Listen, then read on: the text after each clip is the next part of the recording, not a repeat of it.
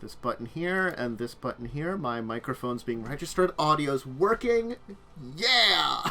You know, audio issues. My number one problem when it comes to stuff on streaming. Because, technical difficulties in Atlantis stream. Who would have? It's more likely than you think. Apparently, look, like every stream, I solve many of them very quickly. Most of the time, you've gotten good at them. But hi, welcome. It's Discussing Tabletop. It's of course the 26th of March, getting close to the end of the month. Jeez, it's gonna be April next week. And sometimes I just look at this like mod actions and see all these weird permitted terms and just wonder, what have I missed on your streams? Look, Ashen and Slashes hang out. And Slashes is very crude. But crude in a way that's not, like, bad crude, but the problem is, says stuff that, like, in context is fine, but, like, yes, could probably be used as out of context. And Automod likes nothing that Slashes says. Automod just hates Slashes' words. I don't know why. There's some weird permitted words here.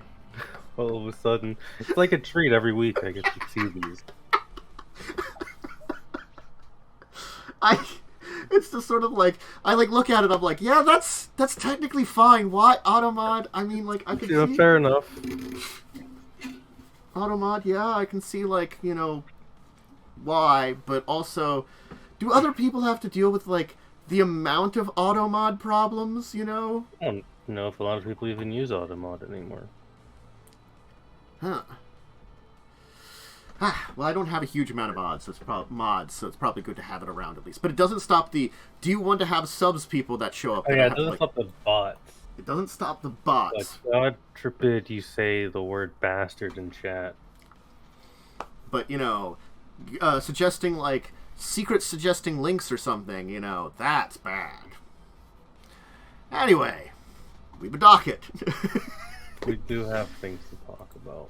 Let's talk about some D&D stuff, because I guess that's a great place. I saw one book that I think came out. And a book came out? I saw there was a book announced, and honestly, like, I only know what the cover looks like. I don't know anything else. Yeah, those are the two topics. The first one is, of course, the Critical Role book. It's like an adventure or something. Which, I mean, like, as much as I have, like, the love-hate for Critical Role, just because, you know, it's both good and bad for D&D. We've always talked about this before. Yeah, like, the idea for adventure isn't bad. I don't see any issues with it. Like, it's cool if you're a big Critical Role fan and you like with the world Matt made, you know, you got this. You also have the Wildmount book, which there is good stuff in the Wildmount book, I will say. I'm gonna also some pretty cool optional rules. Yeah, and I'm gonna be honest, like, even if you're not a huge Critical Role fan, if you just want a 3rd to 12th level adventure, you got one. Yeah. It was written by Mercer Chris Perkins.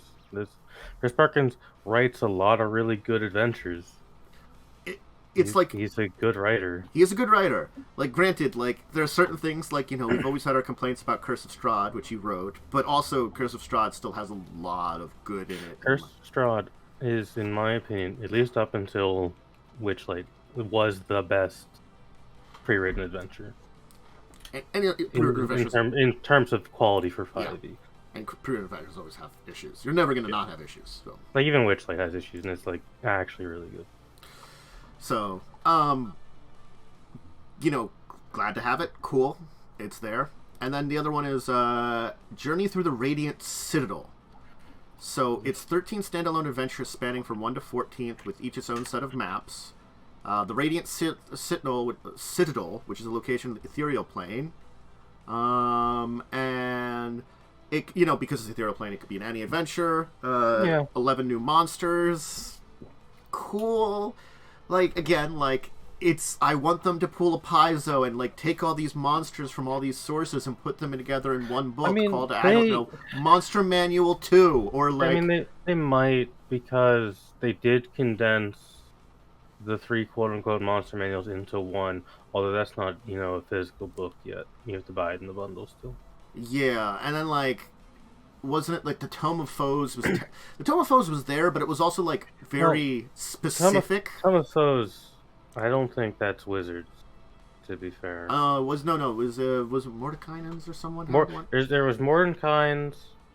That was Mordekainen's Tome of Foes. Yeah, but that's what it's called. But I remember what it did. It was like, like, oh, here's it was like ogres, and here's a bunch of different ogres you could use or something like that. Like half a bestiary, because it's the one that also gave because for 5e they've never released a full bestiary aside from the monster manual. It's always like half a bestiary plus some rules or plus an adventure. I'm not a fan of it personally, but that's just how they do it. Yeah, I also agree. Yeah, they did at least condense 3 books into one. But it's not for sale yet. No, it's not out for standalone for sale. It's still in the bundle, I think. It's still in the bundle. I think the standalone comes out. I think it's like I want to say May. Yeah, that's. I could be wrong. Unfortunately, that sounds about right. Frickin' May. Ugh. Yeah, May 17th. Yeah, that's quite a ways off. Again, like we've talked. Yeah, it's just how they decided to do it. But I mean, new adventures are cool. I do like the anthology books a lot.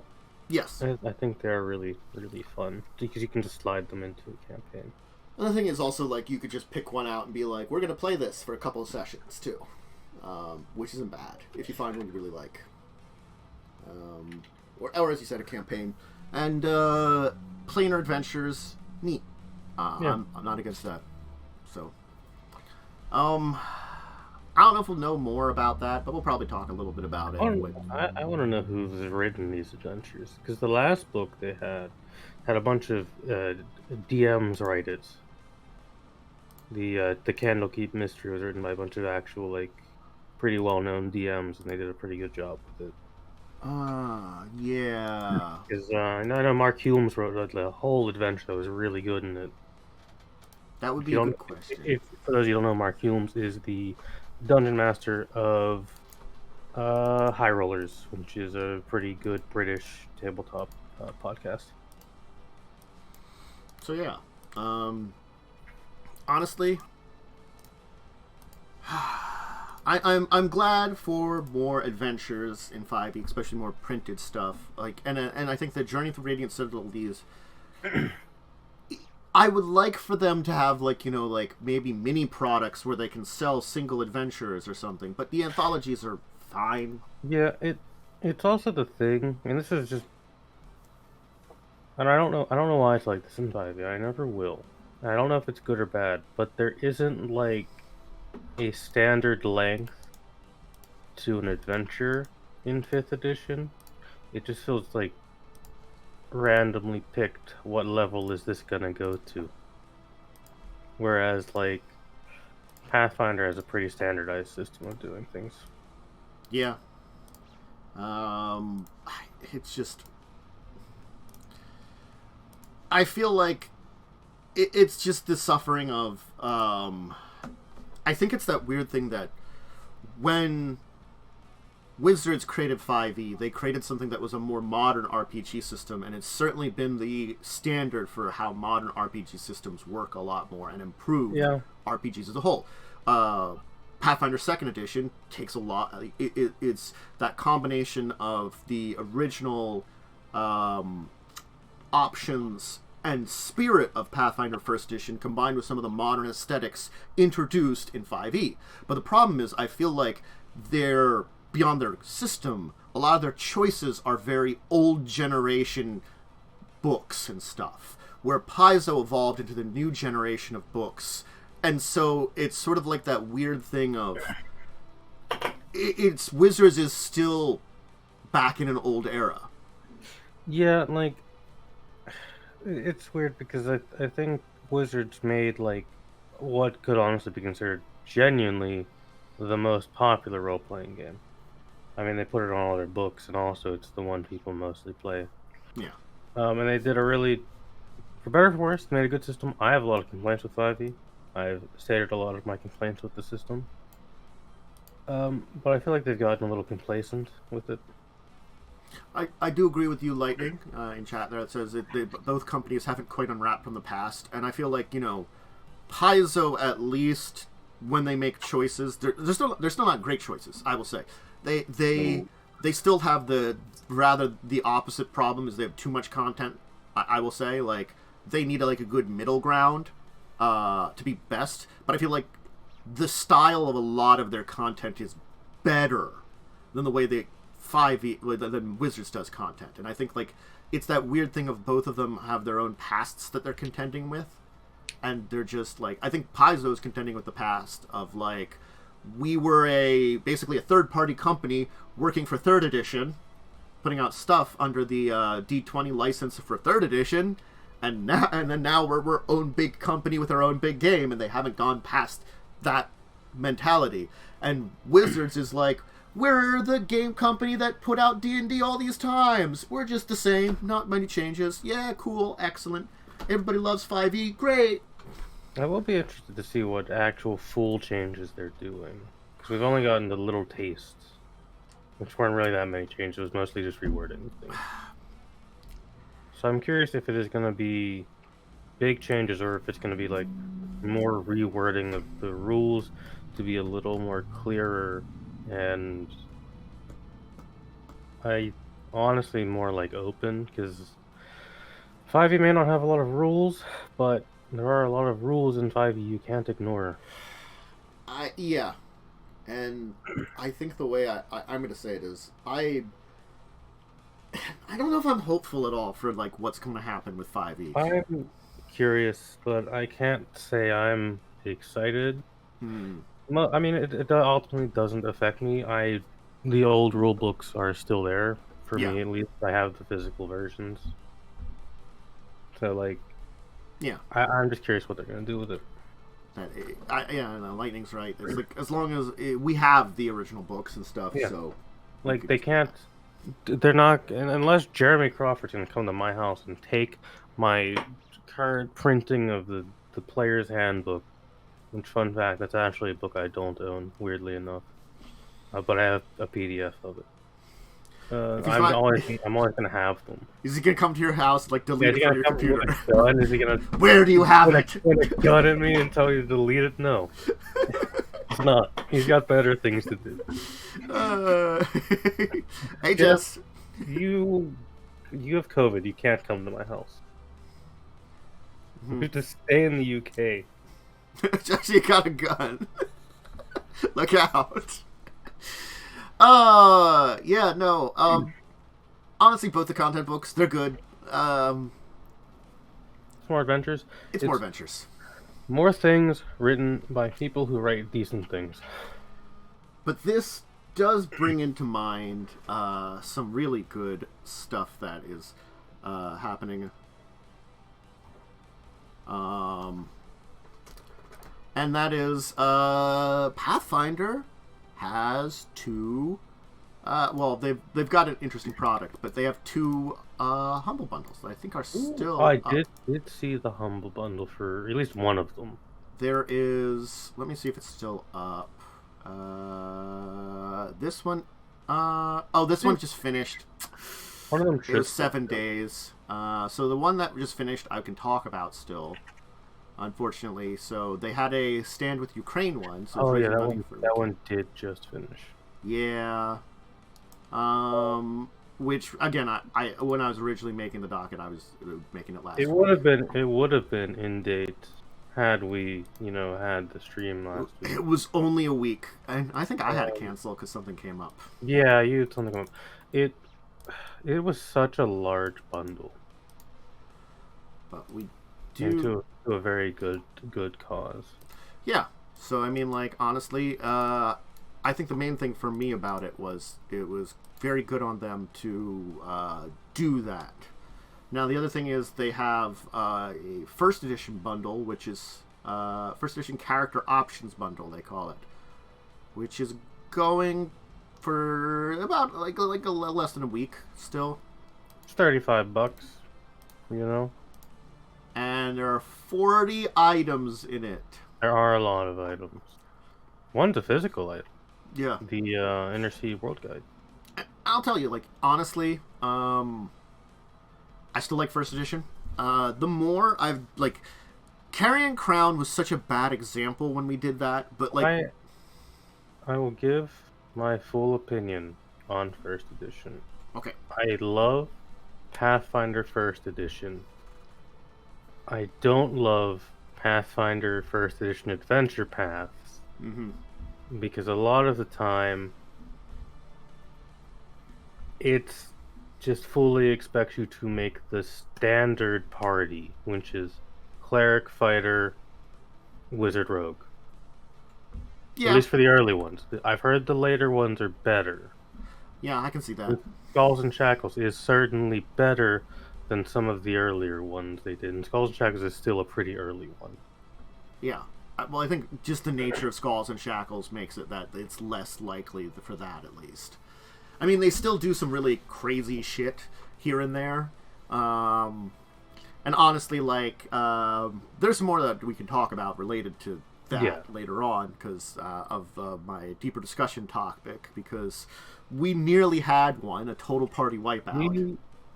So, Lightning and I were talking, but we can talk about this later as well. Mm-hmm. We actually wouldn't have, because Aboleth Lung apparently doesn't actually go away.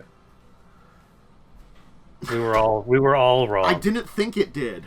I was all of us were incorrect. Yeah, well, Cell like said that and like it just panicked me because I'm like, fuck, I can't kill everybody, you know? That's just the fuck I can't kill everybody button he pressed, you know, just the boop. Yeah, we were all incorrect, which happens sometimes. But, you know, it panicked a little bit. But yeah, no, first edition bundle, only half the party would have died. Well, I mean, like, you know. Well, we could have brought Revia back. I'll be honest, we weren't going to bring Yakul back. If it was a choice between Revia or Yakul, it wasn't going to be Yakul. Yeah. You still had the scroll. And I don't think Revia would have been unconscious but not dead, I think. Yeah, because some math was also being done a little wrong. Yeah. On both people's ends. Yeah. So it would have been that you might have been able to save Revia, but... We probably would have been able to save Revia, and honestly... And the person was one hit away, honestly, at that point in time. Yeah, that was what was gonna happen. We can talk about that later, though. But anyway, so the two Humble Bundles, the Crane one, glad that Paizo did it. Yes, it's done now. But if you want to check out the first edition one, which I have to say, even with playing Kingmaker, which Kingmaker I feel like is the best example if you want to play first edition and feel like what it is to not have a GM be there to help you. That's what it is. God, I don't know if I could. I hate it. It is the ultimate lesson in like when how to run a game. Don't do what Kingmaker does. Yeah, because like I have to say, like last night I had some time. I played some. I went later than I wanted to, but I finished up like a big quest line, and it took like an extra hour or so. So I was up till like 2:30 in the morning finishing up that quest line. But part of the early on, it was a area with sorcerer Medusas with DC 27 versus stone checks. What? You put this in? What? I understand the challenge they're trying to do for a game, which they also fuck with rules. They have like owlbears be CR 12s when they're normally CR 4s, you know? Yeah, the owlbears in Kingmaker are, I think, one of the things that pissed me off the most. Yeah, you get 6 people. You do get a bigger party. Also, like, I'm just gonna say it, just play Wrath of the Righteous now. It does so much better. Yeah. But also, Wrath of the Righteous is just, in my opinion, a better adventure path than the Kingmaker one. Oh yeah, I'm sure. Because Wrath of the Righteous is, in my opinion, the best Pathfinder adventure path. I will be playing through that afterwards. I'll probably take a little break in between the two of them when I finally get this done, and then move on to that one. But like, I still have fun with it. I like the leveling up. I like the character choices, even though it doesn't have all the choices. Like, I like developing it. And like honestly, like I like the party I have, and even when I have sometimes you have to like try out the other characters, I'm like, ooh, it's fun to kind of play with the alchemist or the knife rogue who just sneak attacks up at wazoo and murders shit, little goblin that I recruited, or you know, the ranger who uses arrows, the arrow ranger, because archers just murder shit also, you know. Archer ranger is stupidly good. But like I have, you know, the party you choose and you like it and stuff and things like that. But it's that entire thing of, I think you get that experience. And Buccaneers, it's that one of the things I enjoy, because I can go in there and I can look and like I can see where the cheese is and like try to remove it. Like you guys had Abyss Lung, and honestly, I forgot the tunnels were flooded. Honestly, like, if I really needed to, I could have made some of the areas not flooded or something. I feel like they should be, because otherwise, good luck. Yeah. It's like, my opinion on this is my greater opinion on Skulls and Shadows so far. Everything that hasn't been a water tunnel has been amazing. Yeah. I don't like the water tunnels. It's... Water just restricts you too much. I feel like they... One of the things that I should have had access to, which I didn't even think about, because I forgot that they were completely flooded until I was checking them a little ahead of time, and I was like, oh fuck, they're completely flooded. And it's sort of like you guys had already fought the man-catcher thing, so it's like, I just forgot, like, you had Abyss Lung, so I thought you'd be okay at that point in time. But, like, I really should have set up for stuff of, like, you know, you think apart, can your party breathe air? So maybe you find some potions of water breathing or something, you know, which gives you a chance to explore it. Or, you know, like, a couple of scrolls or something. Granted, like, if you had a high enough, like, if you actually had, like, a full caster, cleric, or wizard, I think, or druid, you could have cast water breathing. I think one of them has or something. We had someone with water breathing, but we elected to use Abyss Lung because it's a lower spell level. Yeah. Well, I think Cell got it when you leveled up after the first jaunt down it, because that was 7th level for him. So, like... Our one cleric that we have on the ship would have had it. She levels, I think, at the same rate as us. I hadn't leveled her up, but I hadn't decided for her. I might have her level at the same rate. Like, the main 4 NPCs, I haven't decided if I'm going to have them the same level as you or not. Because I don't know what they want you to do in the adventure with the They don't... They might just not want you to use them, but they might give them to you as an option. I don't know where you go. They kind of have you use them here and there, but like they sort of do. So I like might have the main NPCs be your level, and then have like the secondary ones be like make it like a secondary and a tertiary. Like secondary would be like 2 levels lower, and tertiary would be like half your level or something like that. You know, kind of like do it like that. So like the random, we used to just be normal pirate characters would be like half your level or something. You know, they'd be like 3rd level, you know, warrior or, expert now. And then like your mercenary team would be like level 5 now or something, because they'd be 2 levels lower than you. But then like, you know, all like the main 4 NPCs would be your level. Like Owlbear would be your level or something like that. I don't like Ambrose. I wasn't gonna give levels because honestly, you know, he's like Sandra and Owlbear and them, they do help in the combats a fair bit. Yeah. So I might put them up to match level for them at least. So yeah, she should have been able to cast or something then too. Honestly, she might have even had like she might have like Life Bubble now, which is just the spell you want if you want to go into like honestly after this. If you guys love Life Bubble, you don't have to worry about Underwater Pass anymore. It's the ultimate, underwater spell. Life Bubble is a 5th level cleric spell. So that's 9th level though by the time you get to that one. Yeah, so soon-ish. Yeah, soonish. But anyway, so yeah, so the other thing. Okay. Sorry, you go good. Oh, you go ahead and finish up the point. I still think, because we're still a bit on this panel, I still think Pathfinder First Edition is worth looking at. Yeah. Because it is such a good look into how things used to be, and a good look into how much choice 5e actually lacked. Mm-hmm. Because 5th edition, at least up until Tasha's, didn't have a lot of choice for classes. And especially for, like, your lineage, I think is what they're calling it now, you don't get a lot of choice. You pick elf, you pick, like, wood elf, your bog standard wood elf, they'll have the same thing. Whereas Pathfinder, you get a list of traits you can mix and match, which I think is better. Yeah. But Lightning is right, you do need a DM to curate all of the books, because there are a lot of 1st edition books.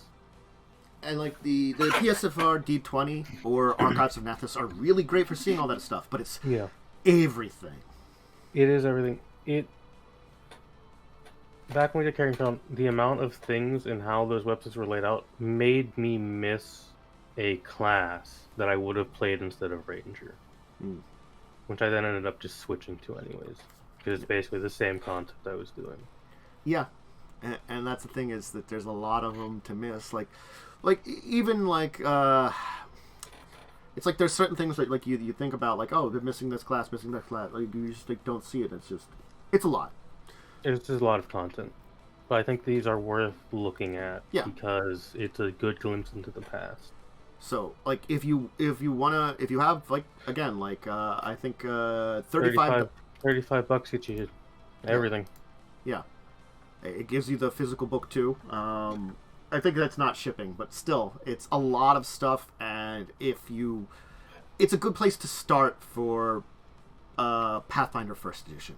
I'm going to be honest. It is, And I do recommend trying it at least once. You don't have to have, like, they've got the Mythic Adventures book. You don't have to do a Mythic Adventure. You can just do a core book adventure, just a simple one. You just do a short little adventure. Like, you could do just part of an adventure path. You don't have to do a full adventure path. Yeah.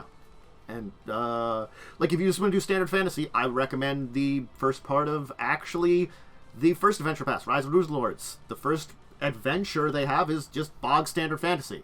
Nothing special about it, you know? That's the best way I say it, is, like... that's why I still astounded, even though it's the first one, because, like, they weren't really experimenting or getting anything crazy. They're just like, here's some standard fantasy adventure, enjoy. Yeah, it's just, here is Dungeons and Dragons, your fantasy game. You kill goblins, you go and save townsfolk and shit, you know? Yep. Pretty simple. Now, the other thing about Paizo I want to talk about is they were talking about how they were doing, like, some, like, board games, card games, and stuff related to their brand. They're doing Pathfinder Goblin Firework Fight.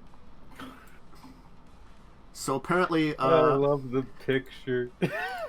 Some goblins have got a hold of fireworks and are in Sandpoint. Oh my god, it's Rise of the Rune Lords. Yeah, they're in Sandpoint. It's during Rise of the Rune Lords, because that's Sandpoint. Like, I love Pathfinder goblins so much. Because, like, 5e goblins are just ugly. The Pathfinder goblins they look like little shits. Yes. So if you end up with the most fireworks, you're crowned the winner and the bestest goblin of the raid.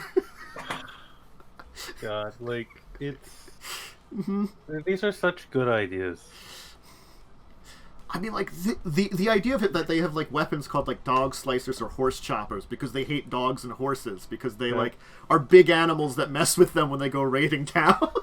Like, now this isn't as good as the last one with the kobolds having to escape from the, like, level 19 fighter who needs, like, 1 XP to level up to 20.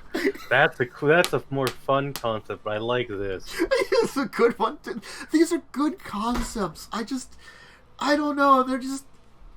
I like they're doing these, like, crazy concepts, and they're very silly and wonderful, you know. I think it's good they're doing games like this, and they're putting their brand on good stuff. The level 19 fighter one was great. This one is just silly and wonderful too, because they're just adorable goblins causing mischief for, like, you know, their own reasons, but still. Yeah. So, we should move on, because we do have a deep thing here. I wanted to talk about this one only only because it has a couple weird-looking miniatures on it, and it does have a very interesting style, and it's dinosaurs. They have a Jurassic Park Kickstarter for Jurassic World: The Legacy of Isla Nublar. So they got little like dinosaur miniatures, which are really neat looking, because they're like action miniatures or something. You know, like the Velociraptors crawling through a door, or the T-Rex busting down a fence. Oh my god! Like... And the style of the Kickstarter is so very, like, I feel like, because they also have, like, little comics and stuff. It's sort of like, it's very 70s comic book, you know, like, adventure-y. Yeah. I just, it kind of sold me on it a little bit, you know? It's 1 to 4 players, it's a co-op game, which is nice. Which I'm guessing you're trying to, like, you know, not have horrible things happen in your park. Yeah, I think so. You know, good luck on that one. Yeah, you know, God, like, I love Jurassic Park, mostly because I love dinosaurs. Yes. This does seem kind of fun. It's the style won it a lot for me, and it's a miniatures game, so it's gonna be expensive. Yeah, it's $120. $120. Miniatures cost a lot of money. Yeah, they do. I mean, it's funded. It's got 16 days to go. It's a thing to check out if you like dinosaurs. If you like Jurassic Park, and like if the style just sells it for you. I'm gonna be honest. The style might sell it for you, like it did for me. But you know, as much as I'd like to stay with Jurassic Park here and enjoy it some more, we do have a couple of other Kickstarters I want to talk about because they're very interesting D&D supplement Kickstarters. I'll just put the docket back up here. We'll start with the first one, which is Xana's Guide to Magic Coffee. Hell yeah. Let's put this in chat here. Which has 13 days to go. It's not funded yet. It's about halfway. But I like the idea of it because it's like you got like a little like it's like coffee shop adventures you could have between the big ones, and the image is kind of cute for like the it's a pretty cute image. There's a frog with a mustache. Frog with a mustache who's serving coffee, and the lady is stepping on the counter to like proclaim the might of her coffee. No, that's not sanitary. No. Would a D&D coffee shop be sanitary? Oh, it depends where it is, I guess. Like, and who goes to it. Mm-hmm. I mean, like, Elf one's probably pretty sanitary. Yeah. I liked the small business mechanics more than anything. I thought that was a really good idea to have because there are times and downtimes or adventures where that kind of thing could come up, honestly. So... that was the kind of the biggest selling point of this for me is the rules for running a small business and stuff like that. That was kind of cool. But another very interesting one that I also want to shout out. This one is funded, unlike the other one. So, I mean, support both or either if you want. But this is a Herb Journey of Cicely Longbottom, which is a book of 100 plants, recipes, monsters, potions, and plots for your adventure. So it's basically like the herbalist's adventure book. Okay, yeah, this is something I would be into because I hate that 5th edition doesn't have good potion crafting at all. Yes, like it actually has like maybe some of the worst potion crafting I've ever seen in the system. Well, I think their scrolls are terrible too. Honestly, their magic items are often really bad. Man, they are. And they don't give you prices for half of them. Well, most of them, actually. You have to figure that out yourself. But I love because I like playing alchemist-like characters and making things, but you don't really get rules for that in 5th edition. You get rules for making poison and healing potion. That's it. And you don't get anything specific for them. You just have to have the kit, and you spend some gold. That's it. Yeah. The idea of it is a book that like has all these things: the plants, herbs, recipes, potions, poisons, and monsters. it's supposed to be like as if it was written by the botanist Cecily Longbottom, and it's got like hand-drawn watercolors and digital drawings, which is really, it looks really pretty, you know? Yeah, I hope this does. It looks like it will probably have rules for like getting bits of plants or monsters for potions and shit.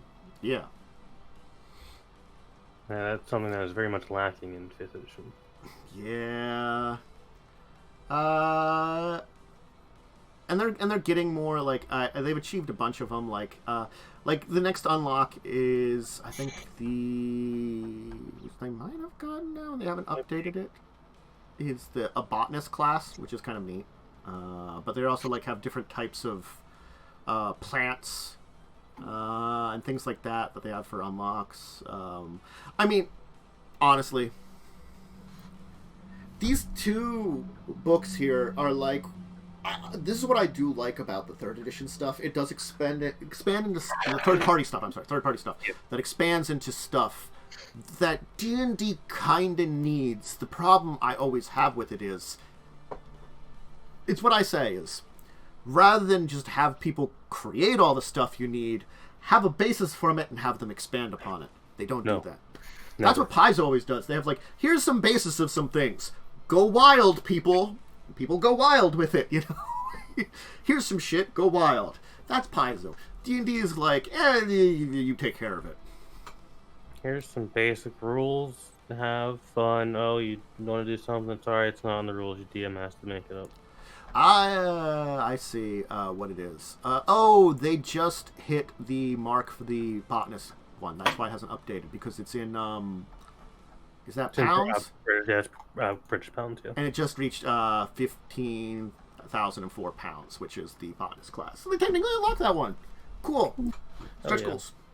But, yeah. So, honestly, 2 really interesting supplements that, you know, if you want to add to your adventures, they're not bad to look at. Oh, now something that kind of hurts my soul, but I wanted to talk about because it's important to talk about. A Vampire the Masquerade, their 5th edition book. They put out a 2nd Inquisition book. Okay. So, it's like special forces that'll fight your vampires. And, you know, America's First Flight Black program. And okay, so Society of St. Leonard, or Leopold. That's one I get, because that's the Vatican special forces that have always been fighting vampires. You know? The First Flight Black program within America, which is somehow hidden, because honestly, it's the thing about the conspiracy theorists that I always go when they involve America, is we're really bad at conspiracies when you look at stuff and things do come out.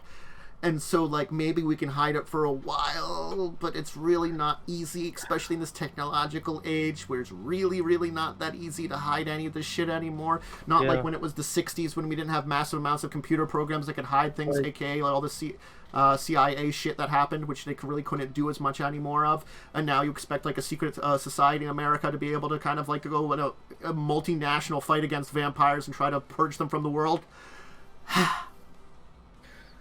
I have very little opinion on this, other than I don't like Vampire 5th edition.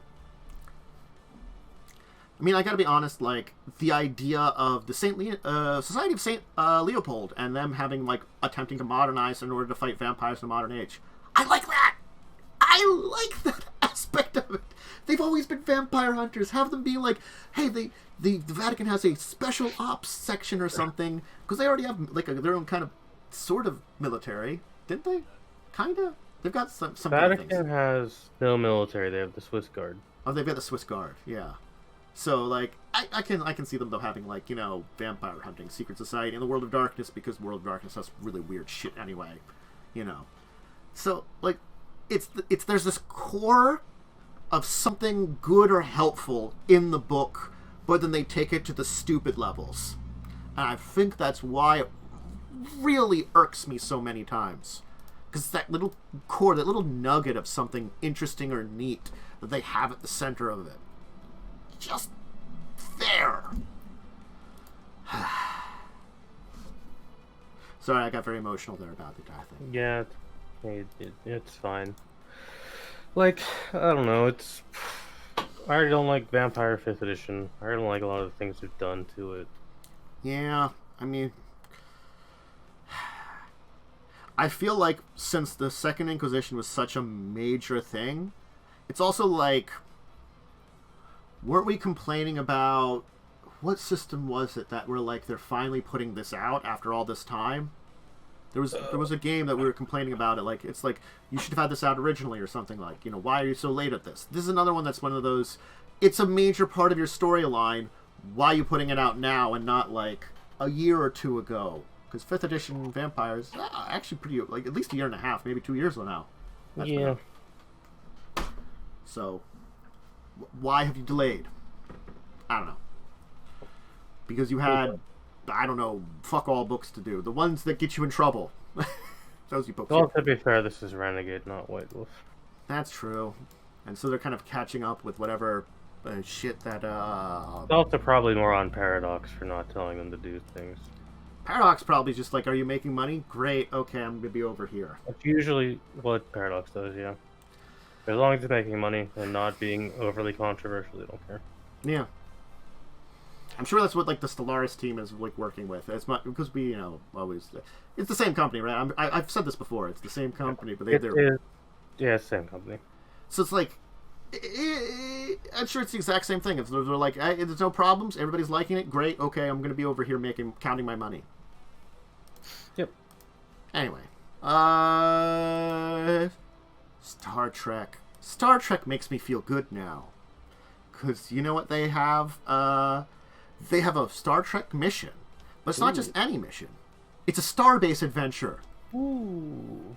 So now it's like, you know, starbases are like a waypoint of the galaxy, of course, and you know, this is like you could be assigned to a starbase, and some kind of shit happens there. You don't have to be on a ship out in the middle of nowhere, you know, doing like weird next gen stuff. Cost $0 also. Yes, it is free. Tales from the Next Generation era, that's the best era, in my opinion. Yes. I mean, I honestly, like, a lot of next-gen stuff and storyline is pretty good.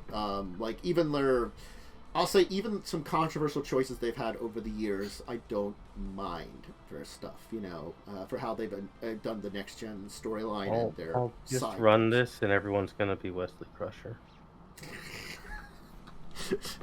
Uh-huh. Everyone's favorite character.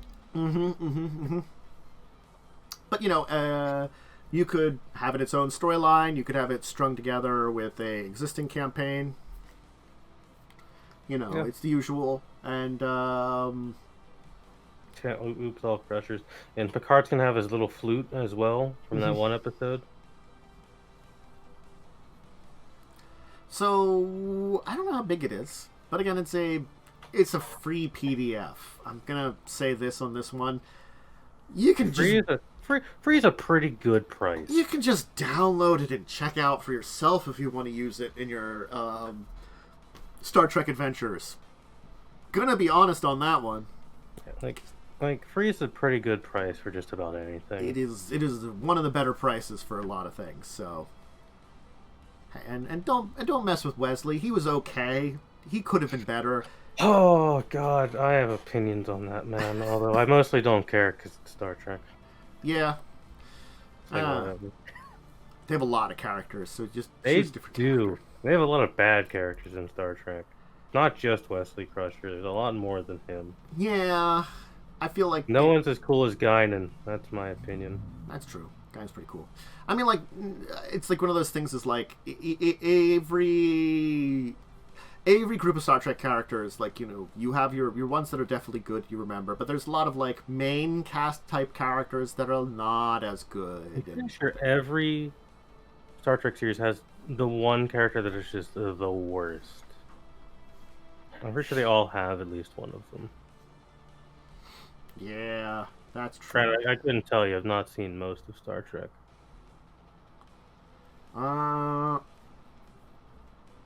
It's all a holodeck episode, don't worry. I don't remember that one, but that's an actual episode that occurred. Look, the only episode I remember is the one where Data fucks, and it's not even the main point of the episode. It isn't. That is very true. That's really not the point of the episode. That's the thing everyone remembers from it. I mean, it is the thing everybody remembers from that one. So Star Trek Adventures. One there. And then we have a couple more Modifius things that they're releasing. So 5 Leagues from the Borderlands. 3rd edition. It's not that Borderlands, chap. Yeah. A different one. It is a solo co-op miniatures kind of wargamey thing that they have. So I was interested because Modifius does some pretty good little wargame stuff, like Wasteland Warfare, which is the Wasteland Warfare is actually really good. It's their Fallout miniatures game. Yeah, which you can combine with their RPG, or you can just do the RPG separately, which I really liked that part of it. So like they've sold me on their thing of, is this Twitch chat gonna work here for me? No, Twitch chat's not gonna work. There it goes. There. So they got their 3rd edition for 5 Leaves from the Borderlands, which is again like, it's like you can do it solo, you can do it as a campaign group. They have 100 different enemy types, 17 unique foes, 6 scenarios, things like that. And it's their 3rd edition of it, and it's a 50 pages, more than 5 parsecs from home, which I don't know how big that was, but that was one of their sister adventures, which I think is their more sci-fi war game, which was a pretty big old book, I think. So I think it was pretty big, yeah. So I mean, they're putting a lot of like rules, erratas, things, and checking out, and so it's if you like their miniatures game, I kind of suggest maybe checking it out. Miniatures games are fun. They're just a little expensive. They are expensive. I feel like they're less expensive if you have a 3D printer, which I don't have because those are also expensive. Yeah. Modifius does a pretty good job of being more reasonable than certain war games. Man, Warhammer will bankrupt you. Yes. Yes, it will. Like, Modifius, they do whole, like, if you want an NCR entire battle group, $100. There you go, bam. Mm-hmm. Done. Instead of fucking Games Workshop, where it's like, here's a bunch of army pieces that don't actually function mechanically together for like $60. Yeah. And if you want anything cool, you're gonna be paying at least $200. Yeah.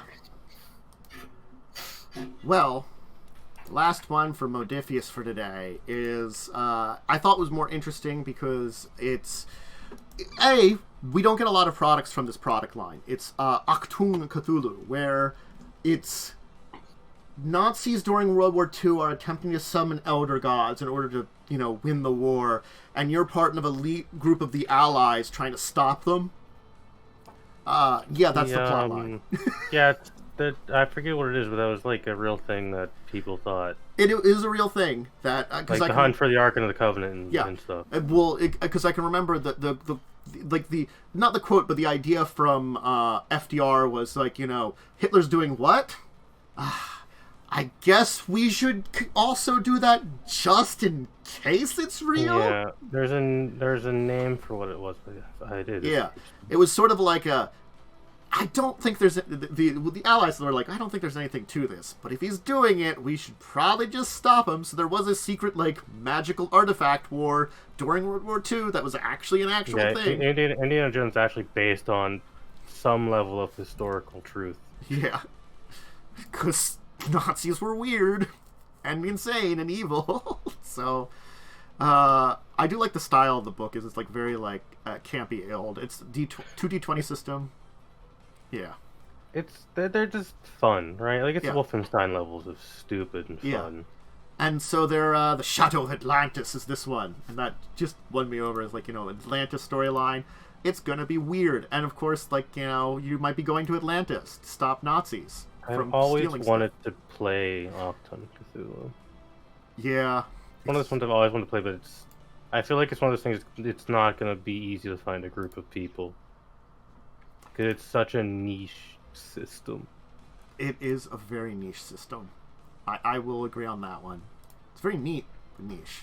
Certainly. Yeah, so, I mean, it's a globe-spanning adventure in the summer of 1939. And you're basically going... It's 230 pages, so it's a pretty big adventure. It's got 8 chapter/adventures in it. Yeah. So, that's pretty cool. From Vienna to Rome to Cairo to Nepal, India, and Persia. Finishing the wastes of Greenland, and an exclusive new episode set in British Honduras. Ooh. Also, $30.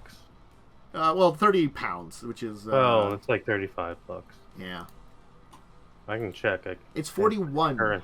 Apparently, that's still not that bad. Yeah, it's not too bad for a chunky adventure like that. For a 230-page adventure, that's not bad. That's what 5e charge. That's what Wizard charges for a smaller book. Yeah, Wizards would charge for a book this size. Wizard would charge you $60. Yep. And Modiphius is like, hold my beer for charging 41 American, aka. Well, actually, no. That's an interesting thing that it's 41 American and like 30 pounds. That's just how conversion works. Conversion's weird. Conversion is just weird. But yeah. So I agree. Octane Cthulhu is another one of those ones I definitely keep thinking about checking out sometime. It's just that it is hard to get a group together, and also like I don't know if would I be the one to want to run it? Would someone else be the one to run it? It's sort of like that thing of like I don't know, because I mean, I've done okay running Star Trek as a 2d20 system, but like it's Star Trek's a lot more difficult, I feel like, though. So I don't know. You can make it feel like Star Trek. Yeah, which can be a challenge. So, you know, Octane Cthulhu. Isn't there 2 of these? That's what I'm going to start with. There's already 2 basically these. Yeah, Jess will run it. You know, good luck. Renegade's doing a My Little Pony RPG. Yeah, they are. No, great. They're doing an RPG too? I thought they were just doing the card game. No, they're doing an RPG too. They announced it this week. And I'm sorry, there already is one. And then also someone did like the Pony Finder, I remember, which was basically Pathfinder, but like the off-brand version of My Little Pony. You know, I'm sorry, like as much as like I'm like okay with a lot of crazy shit, like the only thing I could think about is because I remember talking and Joe was nice enough to read like a free like quick start PDF of the old My Little Pony system that was out, and it was more of a kid-friendly thing. The only thing I think about is if they move it along with like rather than kid-friendly nostalgia baiting and those kind of like you know stuff like with they've done Transformers, Power Rangers, G.I. Joe. Is it going to be on the same vein as that? That it may be like a little bit more campy and stuff like that. Like I honestly have no idea. I don't know anything about My Little Pony. I don't really either, you know, and that's the problem is like... Never watched it. I've had friends who've watched it, but like, that's about it. I've known someone that watched a lot of it. But the problem is like... Why do we also need this? It's a big book. It is 304 pages. Oh, alright, how many rules can really be needed for this? Creating your own pony, running the game, a game master story leads it, introductory adventure. Yeah, I don't know. A little adventure. I don't know. Why is it so big? This is definitely a a little weird. I don't know. It's also Renegade. They're a little hit or miss sometimes. Like, I don't mind the concepts about what Renegade's been doing with role-playing games right now. Like, these nostalgia role-playing games, I would almost call them. Yeah. You know, where they're appealing to a lot of, like, 80s, 90s. Like, they appeal to 80s with G.I. Joe Transformers, original Transformers. They appeal to 90s with Power Rangers. And this, I feel like, is appealing to the early 2000s. Which is still nostalgia, honestly, because yeah, I mean, it was 20 years ago. Which I don't think this is that old, but it's old now. I don't know how old it is actually. I could not tell you when My Little Pony came out. That might have been 2010s. I don't even know now. God, time just is a thing that just runs by and disappears into my brain. But time is a weird soup. There you go. I don't know why we needed more. Like, honestly, I don't. I mean, it might still be popular. I don't know. I 7 to know it 9 was years. popular for a while. The only thing I can think about is the other company lost the license too. True. That could have That happened. could be it. They could have just acquired the license. Yeah. And then kind of have to use licenses to keep them. Yeah. And I haven't heard anything from them in a while. You know, I can't remember what company was doing it. Might have been, I don't think it was Riverhorse, because Riverhorse does like some weird licensed stuff. I remember they did like the Labyrinth RPG. Okay, so it was 2010 that it premiered. That is old. Yeah, I could see people being nostalgic for that currently. So, I'm just... The 2010, that was 12 years ago. I'm just a little flabbergasted. Like, is this their choice? Is there going to have more? I don't know. Like, I guess what I'm going to say for now is, Was it good times? Was 2010 good? I don't remember what happened in 2010. I'm not familiar at the top of my head. I'd have to look it up. I know Dead Space 1 came out in 2009, so that was a pretty good time. I probably have some pictures on my computer I can check from 2010 because I've That's not hard, Lightning. Yeah. That's really not hard. It's not hard at all. The bar is so low it's in hell. 2020, 2021 are very low bar years. Like, this year has been slightly higher bar than both of those, but it's still been a pretty low bar year, honestly. I mean, the bar is slowly going back up. I don't know when it's gonna get, there. One day, maybe. I mean, like, it's certainly not a product for me. And I kind of... Maybe it's a product for other people. I just don't really know, or I don't know anything about that series at all. Yeah. I would, of the Renegade series they've put out, I would try one of the other ones first. I'm going to be honest. I would play Transformers 1, because that's the one I'm the most nostalgic for. I'll say the same for me. But, the thing is, if someone would be, like, coming to me and, like, do you want to play the Power Rangers one? Or you want to play the G.I. Joe one? I know enough that I'd be able to play them. I know those things, for the most part.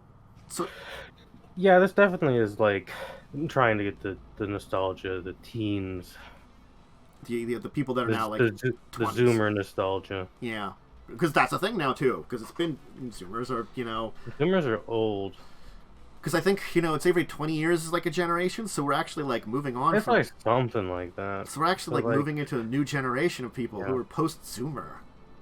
Ugh. I worked with a couple of Zoomers. They're like, okay, and I don't understand, like, half the words they say, but, I don't understand a lot of stuff. But, again, like, I didn't understand stuff during my era, so I've always been the old man.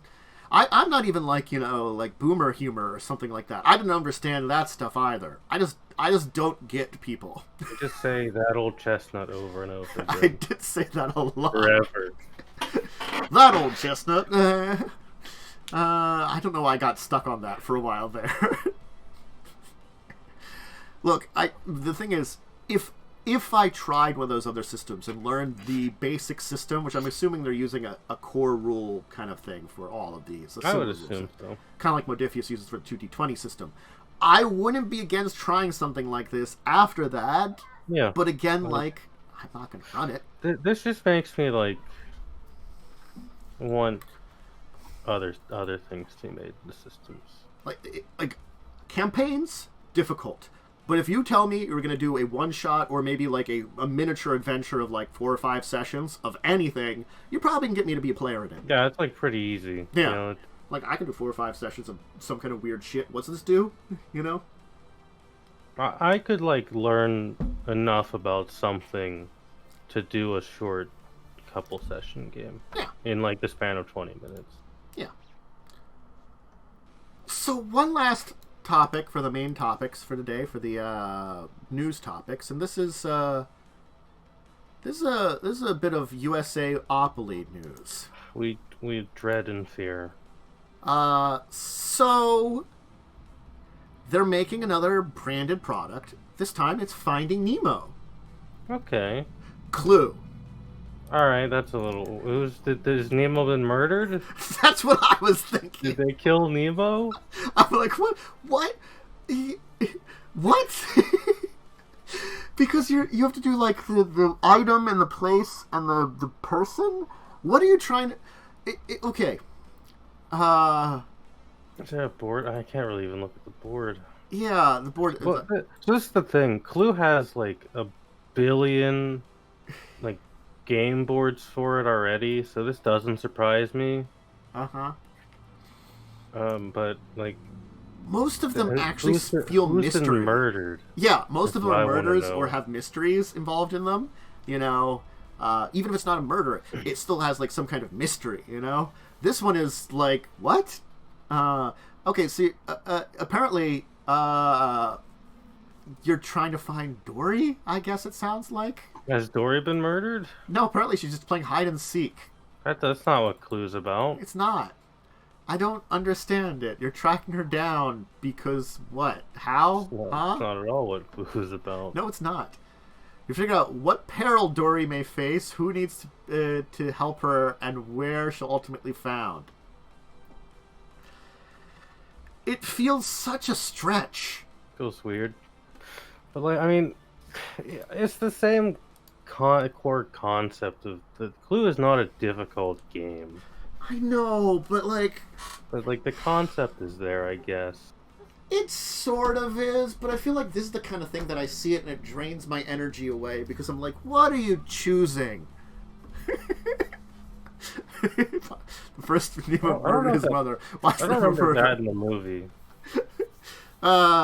Eaten by a shark or something. Yeah, I'm pretty sure a shark did it. Yeah, a shark did it. The shark did it in the barrier reef with horrible, horrible amounts of teeth. Shark in the barrier reef with a candlestick. Why does that have a candlestick? Because it can. You know what? This would be the one time where I'd be okay with like a SpongeBob version of something. Just SpongeBob Clue. Who's dead? Who's been? You gotta find out who murdered Squidward. He's not actually dead, you know, because it's He just left. No, he just yeah. left. But He like, didn't want to talk to SpongeBob anymore.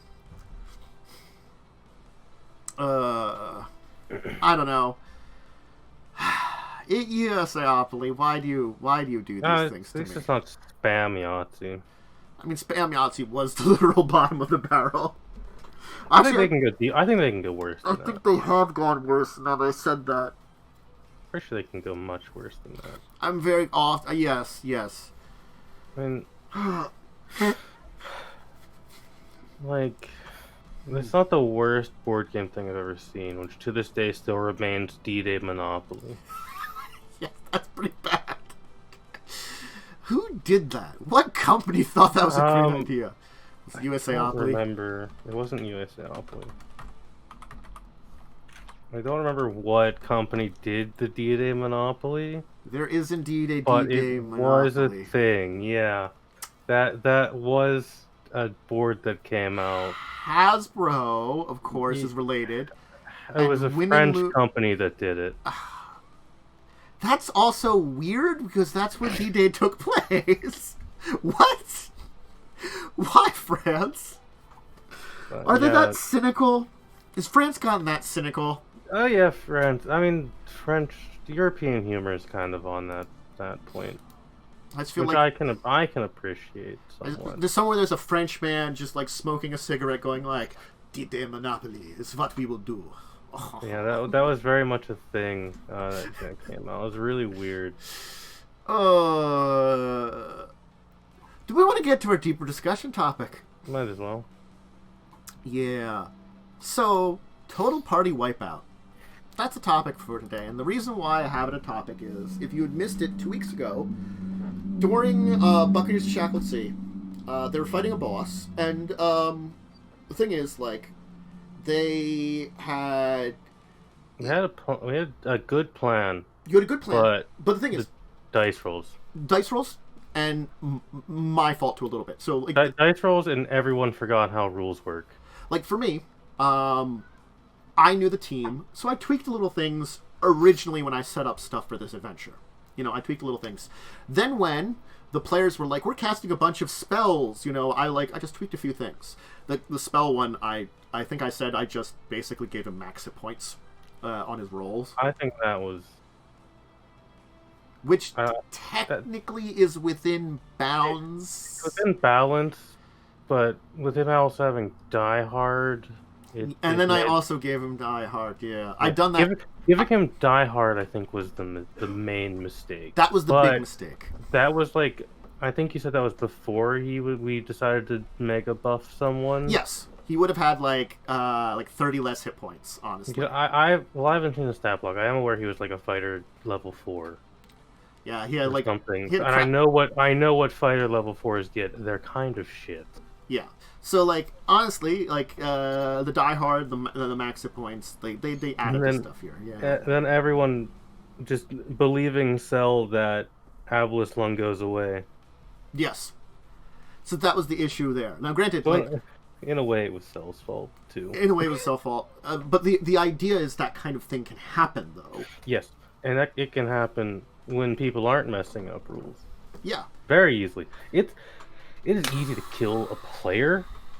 It's sometimes even easier to misplan and you accidentally put your party up against something a little too tough. I'm guilty of that, and I still feel bad. Yeah. Yeah. I can give a good example of what really was a total party wipeout that I had to use 2 pre-established Deus Ex Machinas for, because I had pre-established some things in Madness of the Land back in day. I established that the one character was connected with a weird spiritual force that turned out to be very evil, and the other one was an Earth Ganassi and was basically fucking around with connecting with the horrible dark god of the land they were in. So, both of them had been doing these weird things. The entire party got murdered, basically, because they had fought a really big battle, managed to win it, and 2 of the characters were like, we're gonna wander off over here and start exploring again. When they were all like, everybody's like, oh, we're horribly wounded, we should probably heal up and rest. Adventure! Yeah, like, TPKs, when they happen, they just suck for everyone involved. Yeah. And the thing is, out of game, you might be able to deal with it better than, on stream. God, I was trying to say, a TPK on stream is a nightmare. That's what it almost was. That is the nightmare scenario. Yeah, that's why I was so panicked. It's good to look back and next time we start we can say it wasn't a TPK or something. If there was no panic, I think we could have figured out that Cell was incorrect. I was trying to look it up, but he kept interrupting me, and I just stopped. Certain things were being, because certain numbers were also being rolled a little wrong on that monster. I think. Probably. I think his damage was a little too high for his second attack. It might have been, honestly. I might have miscalculated something when I was, And that's very easy to do in Pathfinder because there's a lot of numbers.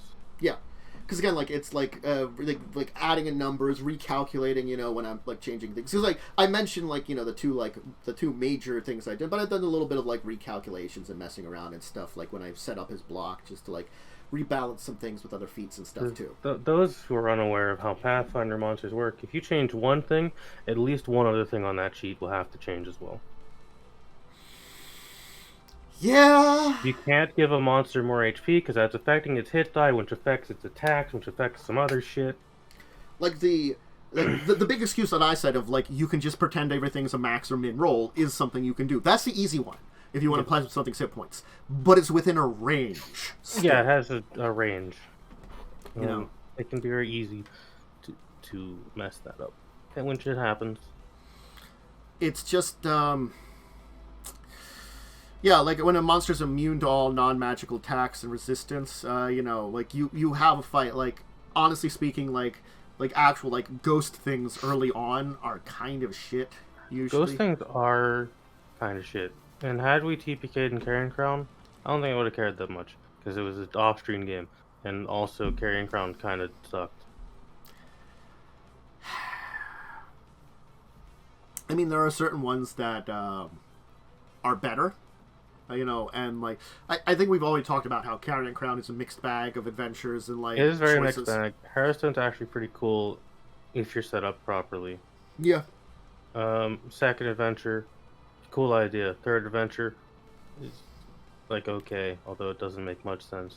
Yeah. I think I put it this way: Hearthstone's really good, but you need to like tweak a few things in it to make it better. Honestly. Because I have run Hearthstone in a different system, and it worked out pretty cool.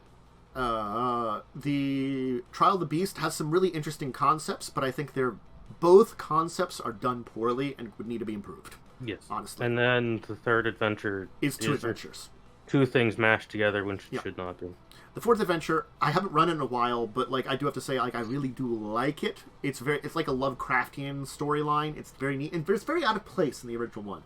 And then the fifth and sixth adventures are really end of the thing adventure one. Like there's an adventure with a bunch of vampires, which is pretty cool, But you're reaching the level where yes, negative levels suck balls, but you can technically restore them and shit by you're that level, so you don't really have to worry as much about that. There becomes the point in this is a little side tangent. There becomes a point in Pathfinder where like all those negatives you get, they don't really matter anymore because you can fix them.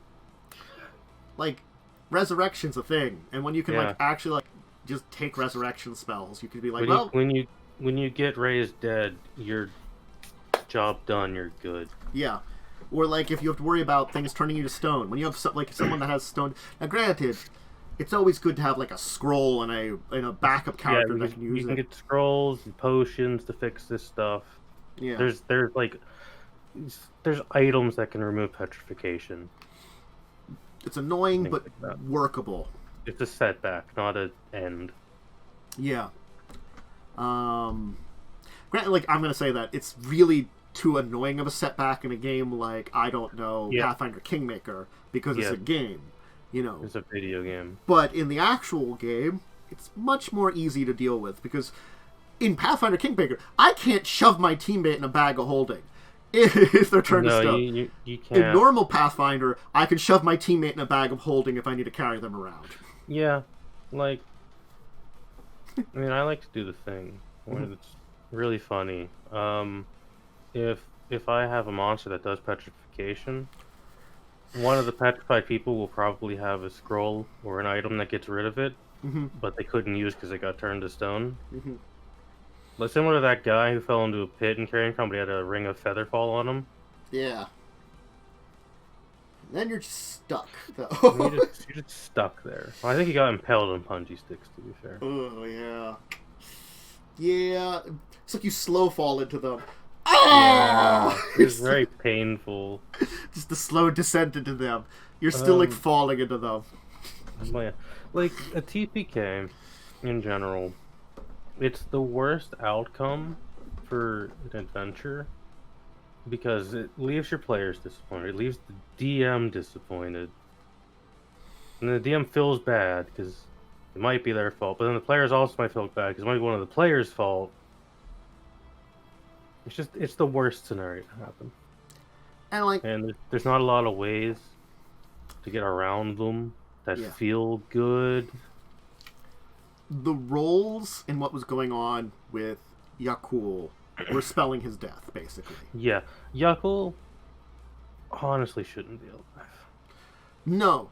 And the thing is, I had given you... granted, I chose for that to be a scroll of resurrection, but I did roll a scroll of that level, and I did roll that there was a scroll and major scroll and all that stuff. So I randomly rolled up to it's a level 5 scroll, and then I'm like on a level 5 cleric scroll, and I'm like, okay, what level 5 cleric spells are there or something like that? And I'm like, resurrection? You know what? Sure, why not? That's in that list. That feels fine. But like. I don't know what it would have happened with Revia, because we had to kind of sidestep it because Cell was insisting the spell ended, so we thought everyone was going to die because we thought Abel's was going to end and everybody was going to drown. Probably wouldn't have died. Yeah. And then we would have been fine. Yeah. But it's because there was initial DM panic, which definitely happened. I've been in that situation where I've downed 2 people and I'm like, oh fuck. Well, I downed Cell because I had it down Cell, but then Cell was like, "Oh, you remember it was like Human Bane?" And I'm like, "Oh, you did get hit once with the Human Bane weapon." I think it was only one hit once, so it would have been +2 damage, which would have brought Cell to -1 plus 2d6, which the 2d6 I think wouldn't have dropped. No, it would have. Cell would have just been at negative. Because Cell had pretty good con. But so I think, close to death. Yeah, because I think even at -1 plus... So even at -13, Cell has more than 13 con. I think it has like... Yeah. It has enough that you could have done something. You know. Oh, main story character death can kind of end a game. Yakul was stripped dead. I feel like it would have been a poetic and fine end if Yakul had actually died. Yeah, yeah. I mean, I do feel bad for Eric because he would have had to make a high-level Pathfinder character. Well, the thing is... It's always a little bit of a pain. I'm also okay with giving the option, and I've come up with interesting... Like, I've come up with some interesting non-original stuff for the storyline now. I'm already planning for major divergence from the original storyline. So you're going to start follow the storyline, but there's going to be major, like, things that have already diverged that are going to be occurring throughout this next adventure. I think that's the best way to do it. Yeah. That's spicy. And the thing that, like, Yakul got a mysterious compass watch. Skull did get a weird thing. Yeah. So, that is something I added in for things that I'm planning out, too. That's adding some extra stuff in, you know? Because I think that's the best way I wanted to do this is kind of, like, add some of my own flavor to it, too. I don't think as a DM I've ever caused a TPK, but I have definitely killed a few party members, which is kind of equivalent because if you kill enough players, eventually the game just ends. Yes, well, because especially if it's an adventure path, eventually, if like you're a party of 5 and like 3 of the party dies, you've only got 2 people connected to that story. And then if later down the line they die, you don't really have anyone originally connected to the story anymore. You can't have anybody not originally connected to the story for it to work, unfortunately. That's why it was very hard for me to run Carrying Crown with one of my 2 groups because they were very bad at making characters that could live. Most of them. Oh yeah, just the group where like 30 characters died or something. Yeah, Joe was like the only one that had a character that remained. I'm going to say that quite literally. Now, granted, Joe did switch characters at one point in time, but Joe was playing someone related to the old character. He specifically made that, and specifically the old character had to, like, he wanted, like, something happened to the old character, and he wanted to switch it out because, you know, just stuff like that and things like that. I forget what the exact reason was. I don't think it was a character death, but it was enough that, like, and, you know, that person could carry on their legacy kind of thing. So it worked okay. Like, I know when I swapped a character out in Carrying Crown, I made very sure to be very specific in that this is a character coming in that is already investigating the Whispering Way, so that they're already connected somewhat. Mm-hmm. And a lot of times that's hard to do. It's very hard to do.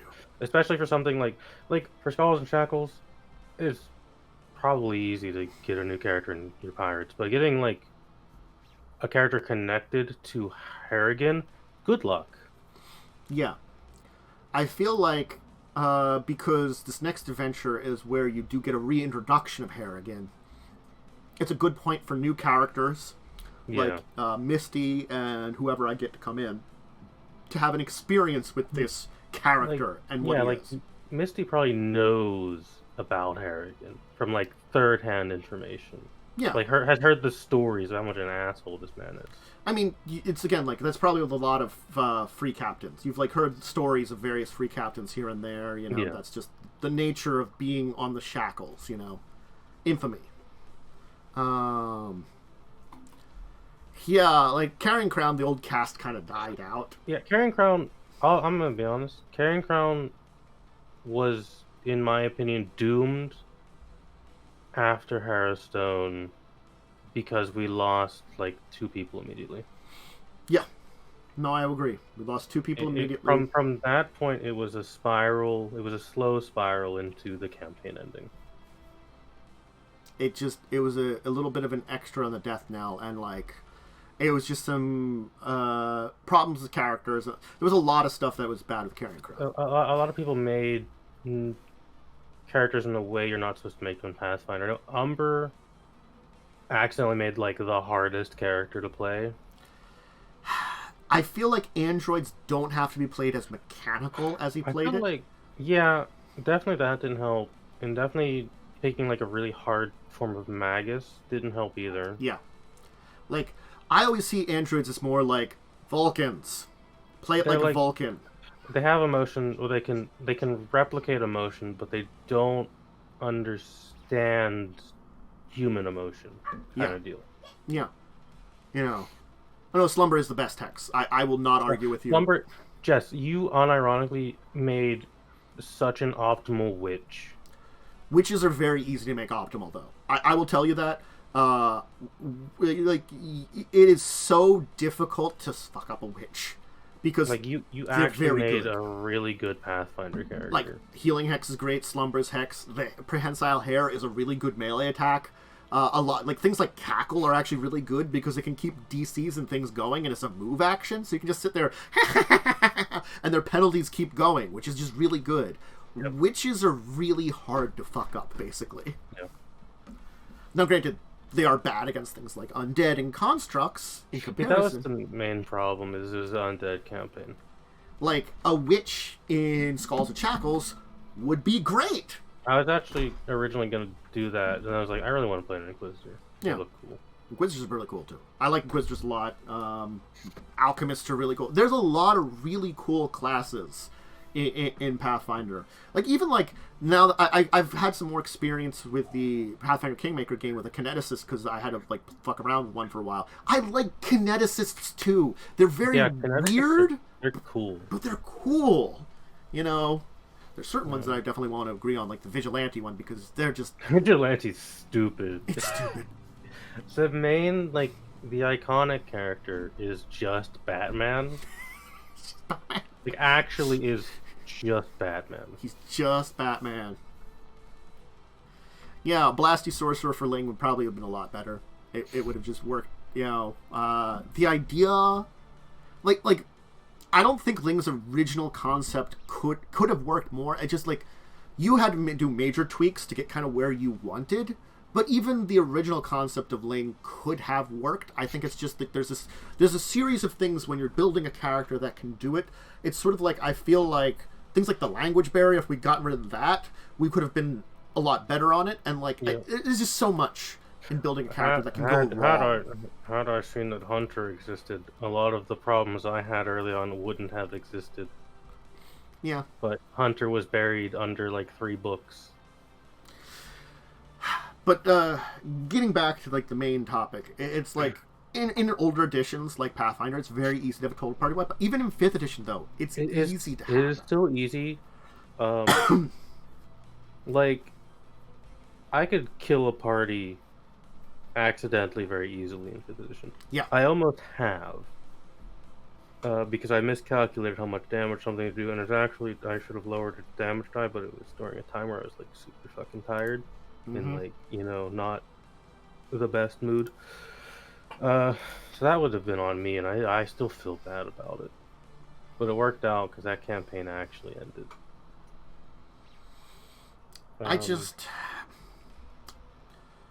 I feel like character deaths are something that we always have. You know, you can like I still feel bad about killing a character because people do put time into it. But I'm also like one of those ones that, like, if it happens a lot more now. I've gotten used to it, you know, a lot more.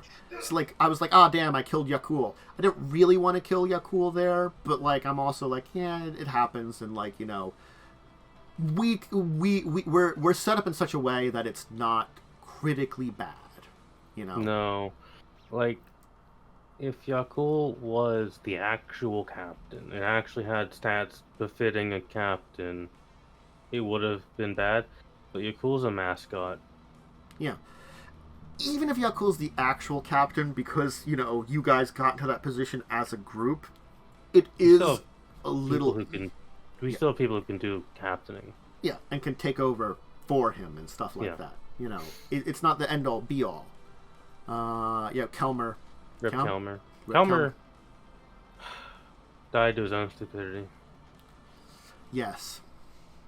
Yes, he did. He did a lot. But so, like, yeah, I don't know. I do like a lot of characters in in Buccaneers. Like a lot of characters. I also know that a lot of them, things can happen. You know, you never know. Like, dice rolls are very random, and you cannot predict them. Character death often happens just down to dice rolls. Now, granted, a game like Children of Wrath, I don't see one of them dying. I don't think they have too much plot armor, and they don't fight things. They don't fight things. They just don't. So there's like no chance of them actually dying, anyways. They don't really fight things, no. I mean, could fight stuff, maybe, possibly. They just decide not to until they're forced to do it. Yeah. They just want to do side quests and go to college for a year. And that's why, like even without, like, in quotations, plot armor, the problem is like they don't fight stuff ever. No, they actively choose not to fight things, which in a D&D game is a little weird, but I can respect it. Like, I don't mind the game. I like the game. It's just like, yeah, they're not going to fight anything. No, they don't.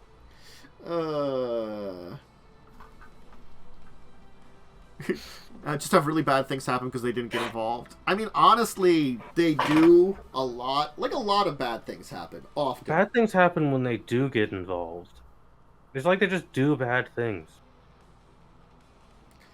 They do a lot of stupid choices often. A lot of stupid choices. Lots and lots of stupid choices. Yeah, they do a lot. They make a lot of decisions. They make decisions and then pretend that they don't have to deal with the consequences of said decisions. I very much enjoyed my little comment of, you can't run away from your problems forever. They try. Eventually, though, their problems are just going to get faster. Yeah. It's the game. I'm not 100% sure how I'm going to resolve everything. I don't think you can at this point. I think you lost the ability to resolve it when they made a Draco Lich. Because, I'll be honest, I don't know how to fucking deal with that. If a player in the game does that, I don't know, it exists now. Sure. I don't know how to fix it. It's a thing they did. It's just in the Arctic. It's a thing they did. Oh boy. They certainly did done that. Comes a point where players will do something so stupid, I will have to throw my hands up and just be like, I guess. I agree on that one. It's just that I guess that's happened now. But, I mean, yeah, there are certain games that, like, you could certainly get into situations where you... like, heavy adventure games will definitely have a lot more threat of death. Like Star Wars. I could so easily accidentally TPK the entire party in Star Wars. Mm-hmm. Because, my god, so many of those monsters are the wrong CR. A CR3 should not have 3 attacks. Mm-hmm. Oh, Star Wars. So I've been actually nerfing them. I mean, we are also technically more powerful, too, than, like... You are a little more powerful, but, like, I'm not at the same level as some of these monsters are. I can agree on that one. I just don't know what it would be, because I know it's trying to translate It's trying to translate how cool some things are in Star Wars to paper, which doesn't always work. Yeah, the third of 3.5. I don't know. It's 3.5. But I think we've kind of gone over like TPKs. You have to worry about them. You have to keep it in the back of your mind as a DM at every point. You could accidentally kill the party, or one of your players could do something so stupid it kills everyone. As soon as a character dies, it's a thing to keep in mind. Yeah. I think is one of the important things to say about it. You know, especially during a combat. If a character dies, keep it in mind. It is a thing that could very well occur now. There's issues that are going on. And you've got to watch those issues and plan a little bit accordingly for it. And, like, again, if you're off stream, be a little bit more reasonable. The chances of it occurring slim to none still, but they exist. And again, like off stream, I feel like Offshore TPK still sucks, so it's kind of like, all right. Yeah, I mean, like, come up with contingencies to save it. Set something up ahead of time. I always have ways around death. I've mentioned this on the show before. I have the Grim Hollow book, which gives me things I can give the option to players for, so they can circumvent death for a little bit. Or I have the Ravenloft book, which has dark gifts I can give people to bring them back. They will just have something horribly wrong with them. Like, yeah, if Domino Effect the Tank Boy goes down, it could be the end, you know? That's a problem in, like, every system. I think, like, things like,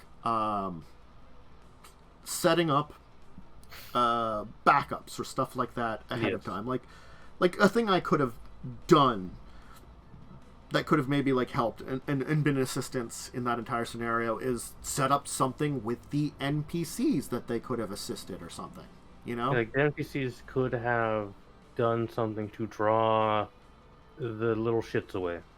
Yeah. The ones that were just taking up actions, you know? Yeah. Granted, they would have changed the dynamic of the battle, and I intended to. A little bit, yeah. But the little shits didn't do anything, they just took actions away. I mean, like, you know, the just general dudes I probably could have removed, because I technically added those in when you left. The two concubine and the big boy, they have to be there. Yeah, they're the standard battle for that place. But the extra guys were just like, well, you guys left, like, after showing up in front of them, you know? They just eat actions, which I typically like to give little monsters eat actions, but sometimes it can be a problem. Yeah, you just don't know. So, our weeks in tabletop. Well, we have already talked about what happened in Buccaneers. That they finished up the second adventure and were, you know, on break for a couple of weeks here at least, where I get everything set up for the next one. So if you missed it, you missed a dumb conversation on whether or not we should take a cursed chair, which I don't think is possible to take. I mean, it technically is, but it's just not worth it. It's the thing that Pathfinder 1E loves to do, is give you a price value for, like, everything. They do certainly. I mean, like, unlike the adamantine trapdoor, this one makes sense at least. Yeah, you physically could come up with a way of moving it. The chair is gone. You know, the chair was a mimic the whole time. While, like, the adamantine trapdoor weighs a lot, and you go over a rickety rope bridge. This you could, like, attach ropes to and have those ropes go like and pulley systems and, like, all the way to where there is the crew you could set up at, like, the area, and you could, like, you know, come up with a very easy way, like, not easy, but, like, you know, a adept way of a way to tracking. do it. Yeah. Is it worth it? No. not really worth it. But it's a thing. Yeah. And so that adventure was good. How about, did you have any Sunday adventures? I did have Sunday adventures. We got the skull. I need to start doing necromancy. Oh, wonderful, necromancy. Everybody's favorite. Yeah, it's fine, totally. And we went into a forest, and have you seen Kong Skull Island? This is related. Remember the big Yes. bamboo spiders? Yeah. We basically fought one of those. Well, that's pleasant. And I got a little upset because I was smart and fireballed 3 of its legs, but it only did damage to 1 leg because of how monster work. And I was a little sad. Yeah, that's kind of sucky. Yeah. I mean, it died, and it did fall on like 3 party members because they decided to stand under it for some reason. Yeah, that's always never a good idea. So they got smashed by a spider. It lived somehow. That game is like, I have fundamental issues with that game because I'm playing a wizard, but I'm playing a wizard where in a country where I can't buy scrolls, so one of my class features doesn't exist. And I wasn't informed of this when I made said wizard, because I would have just played the bard instead or something else. Yeah. Huh. I can see that. Man.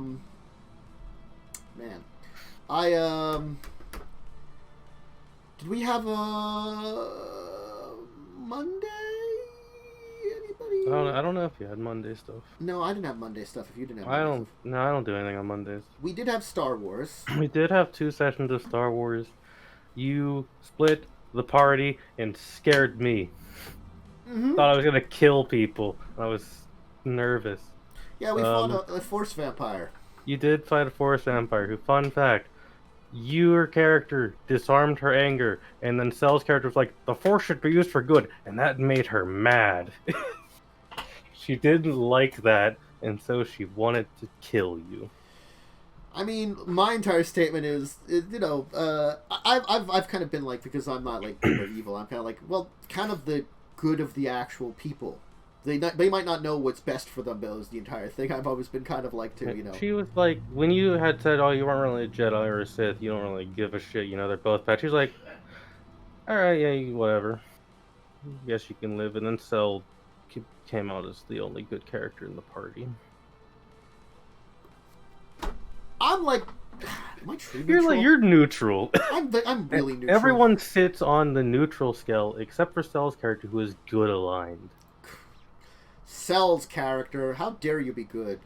Yeah, and she fought you. She ate part of Cell's character's neck. He was delicious. And then we joked that another party member got upset because he wasn't getting bit. Yeah. And then you had a cool space battle, which I worried about, and it turned out I didn't need to, because TIE fighters are actually just fucking garbage. They're good at doing damage, but not good at surviving. They die in like 1 hit. I think the idea for them is numbers. Yeah, I had like 6 of them come out to shoot you, because that ship only had 6 of them. Mm-hmm. They basically use horde tactics to like defeat people. Yeah. And you went off into hyperspace to go to Nar Shaddaa to do things, and you did a thing on the ship where you summoned a dead man. What did we skip in the second half of that encounter? What did I skip on the second half of that encounter? Oh yeah, I remember. After you fought the Forest Lady, you jumped on a bridge and got shot. Yeah, we had fought more people. Yeah. You had to fight a Purge Trooper who I severely reduced his CR because, my god, I'm not putting you up against something that has 3 melee attacks. Yeah, man. I basically got up and got shot instead of... You got shot immediately. I basically... My entire thing is I got shot for Cell. I got shot for Cell. I did shoot an old man. That's the second old man I've shot in this game. It's okay. Old men are shootable. Yeah, and you went to Nar Shaddaa, and now I think you're heading back to your little base. Yeah. Oh, and we got a new friend. You got a new friend. Cell's character. He's a paladin, basically. And then you summoned a dead man, and I have to deal with that because he's evil. You're welcome. He is a very evil dead man. He's an evil dead boy. He's had to summon the Grand Inquisitor. Look, it was again, like I said to him, is like I since I've been trying to find balance in the Force, I'm very good at knowing what Jedi teachings are. having someone that knows, not Jedi teachings is probably a good thing. I don't think you can kill the ghost. No, you can't. But the ghost can't do stuff unless I let him do stuff. Ghost is kind of like better find familiar. Yeah. What it reads. Mm-hmm. Because I also, like, twice a day can have him, like, attack in place of me, too. Was reading that. He can decide not to obey the command. Oh, yeah, no. Yeah. He can just be like, nah. Mm-hmm. Will he? I don't know, he's a dick. Probably depends on the mood at the time. Yeah, the Grand Inquisitor, of all people you could have picked, you did pick an asshole. Yeah, that old chestnut. So I feel like, again, like there was character quotation development for him too, and like he died. Yeah, that changes a person. Yeah. Yeah, I'm gonna bully Cell with the ghost. I'm fine with that. I find that hilarious. So it's okay. We need to get rid of all the good in the party. Make Cell seethe some more. Seethe with anger and hatred. No, yeah, you also got another ship. I don't know what you're gonna do with that ship. I don't know either. We'll have to find out. That was Star Wars. It's a fun time. We did talk about the Buccaneers episode, which next season we're going to be kind of starting out at Port Peril. We're setting up for becoming a free captain for the group. That's the plan. Yeah. So, like, to get the title of free captain for their ship. I guess it would technically be whoever's in charge of your ship, which would be Yakul. But it would be like... Because, again, like, the free captain title does technically pass that way. Yeah. But earning it for your crew, effectively, and getting Yakul to have that, I guess, because he's still alive. And Lightning's character retired, so I'm looking for a new person, which I'm asking around a little bit. So I've been doing that. It's just sort of like, because it's only one space, you got to talk to one person at a time, kind of thing. Yeah, you got to get answers from everyone you talk to before you move on to the next. Yes, which is the unfortunate part of the entire thing. Is like, God damn it, got to wait for that, and then then you can figure out more. So, working on it. And then what else did we? We had Wrath. We had Wrath, which we had 2 sessions of Wrath. We did have 2 sessions of Wrath. I don't remember what. No, I remember one session. Kaz got arrested. Detained for questioning. Yeah, and like, we all just kind of both defended his honor and also talked shit on him. You did. You made him out to be, like, in quotations, an actual decent person, but you also. But he's a bit hedonistic. Yeah, just a bit hedonistic, and you certainly let people, his sister, know about that, who was like, technically concerned about his existence. So that was the thing that happened. Yeah, that's Cass's problem, not mine. And then you had adventures with meeting with the council and, like, letting them know about, like, there's some bad things we're involved in that we may totally be at fault with, but we're not mentioning that at fault part of it. We're just like, bad things have happened. We know about them. You should know about them. World government. Yeah. That entire time, I just imagined those dragons sitting at, like, a UN desk, but it's the size for a human.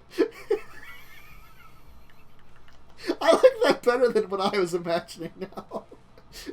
Just a UN desk for a human, but for gigantic dragons. It's got a big dragon. Tiny desk, big dragon. Oh, We talked to Joyra.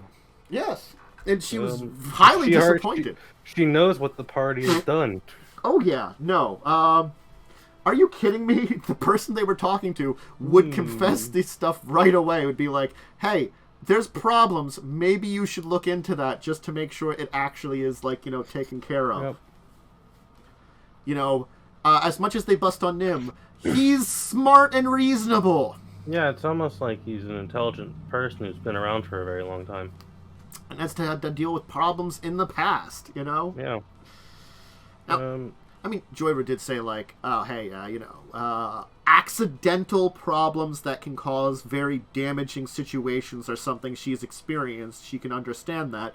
Please don't do it again, but, she's not 100% blaming you for the entire, my bag accidentally created a rift because I didn't know it would interact that way. That's understandable. The Dracolich part is something that she's... Yeah. That's actually Kaz and Carrion's fault. Yeah. Yeah. The dimensional rift, the rift in space-time, that's more forgivable, Creating an affront to nature, that's however. a problem. I think I get to go meet Teferi, is that his name? You do have to talk with Teferi. I think I get to go meet him. Yeah, he'll probably show up. He's a planeswalker. Talking about my weird time shit. He's a planeswalker. He will just goddamn show up, Yeah, that's what you do. He's also a planeswalker that's a master of time and space magic. Yeah, he's also a dick, apparently.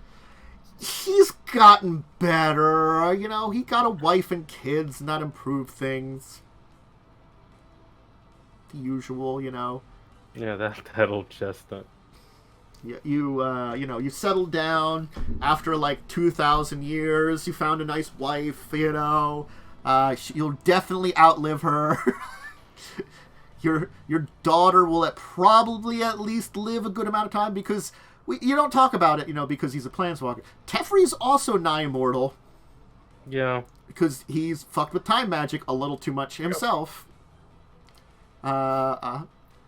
Similar reasons to Joyra. Teferi has an elf wife. I don't know. No, he's just had a human wife. I remember his like card or something. Yeah. Yeah, he found a nice human wife like a while ago. I don't know. Like that's the thing. Also, like he might pull a. I don't know if he's gonna actually do something to extend the life because That's really fucked up. Yeah. Even if it would be, like, maybe if she, like, asked specifically or something. It'd probably be a conversation. I know. That's a future problem that's probably not going to show up in the cards because they have a current storyline that that they're on. And they let us know when they're not doing stuff within that timeline. Anyway. I don't know how many sessions of Lightning's game we had. I want to say 3, but I don't know. Because we did a makeup session. Yeah, we had 3. I don't know, maybe. I know we're like 1 session away from ending the game. We're basically done. But we went and talked to a lot of people, and we have basically gathered all of the strongest people on like the eastern side of the planet to go and kill a bunch of undead. That's probably a good thing. Also, we fought an aboleth. Remember that aboleth that was outside of Edwin? Oh yeah, you fought that guy? Yeah, he was there for 16 years. He's finally dead. Well, that's a good thing. It's probably good. Someone finally killed him. I ripped a hole in space and time behind him. That's a spell I have. That old chestnut. Also, the himbo werewolf hunter man. Yeah. He jumped inside of its mouth and started killing it. Because he's an insane idiot. He is an insane idiot. That seems extra insane, though. He's also a werewolf, apparently. That's expected. And canonical to his Pathfinder version of his character. Yeah, it's almost like he was a joke. And Lightning was disappointed for me because he found out one of the characters that was in my old game was just a Final Fantasy 14 character. Yeah. I'm fine with that. That happens. Final Fantasy character. It just happens. Sometimes I slip those in from time to time. Any other games that anybody had? I think that's all I had. I just had the... I think that was it. Oh, did I have... I did have a session of Pathfinder 2nd Edition. Didn't have it this week, had it last week. And last week we finished up the little area we were in because we were in this... Unfortunately, it was stupidly epic battle that shouldn't have been stupidly epic because it was a bunch of, like, murderous criminals who try. I think I've told the story of like the idiot who tried to recruit us to be slavers, even though we're the farthest from it. Anyway, we finished him off and his group, and all right, cool. Their stupid trap, which apparently was more deadly than they ever were, which we were unable to completely like spot no matter what. Yeah, we took care of that. Nice. Yeah. So solve that issue. Hooray! Congratulations, you won. Yeah. And rescued the man that he was trying to threaten. Good for that dude. So we'll see how that ends up next. I don't know. Did have a session of Lightning's game where I did roleplay like half of the NPCs because they were the NPCs I made for my game. If Aaron got to come back for a little bit and sass more people. I keep wanting Badger to come back, or I'm really curious as what happened with Marty. I don't know what happened to Marty. I kind of wrote him in as like he's just part of the town leadership. Yeah. No. It's just one of those things that, you know, there's a couple of adventure stuff we just don't talk about as much. And, you know. Yes, Lightning? How much do you want Badger to come back? I feel like this is the question that's going to be asked. Honestly... yeah, there it is. Probably? If you want a Badger Man to come back for a cameo, I'm totally down for it, because honestly, I do enjoy a good Badger Man. That game, as a heads up, that game did get super fucked by a Roll20 update, but I remember most of what your character was to help. You were a Cavalier, and you took, like, Tough and Heavy Armor Master, and that was it. Yeah. I might have a copy of that game if I create a game I can load it up into. Hopefully, because I had to delete the game because everything was fucked in it. I saved a lot of characters. I'd have to check. But I remember I have to, like, actually create a game I could add it into or something. Because... Yeah, you do have to do the compendium sharing thing or whatever. Or the archive, whatever. I know, actually, I don't know if I can do it without paying for a subscription. Yeah, you might have to. Yeah, it's kind of difficult and annoying. It's dumb, but honestly, it was a Cavalier fighter. Yeah. Not the hardest character to remake. Also, it's been a year. He's probably a little different. Yeah, true. I'd have to kind of check and see. But I'll take a look at it. We'll figure it out. Anyway. More people must experience the Badger. Everybody should enjoy the great power of Wolverine! Growl!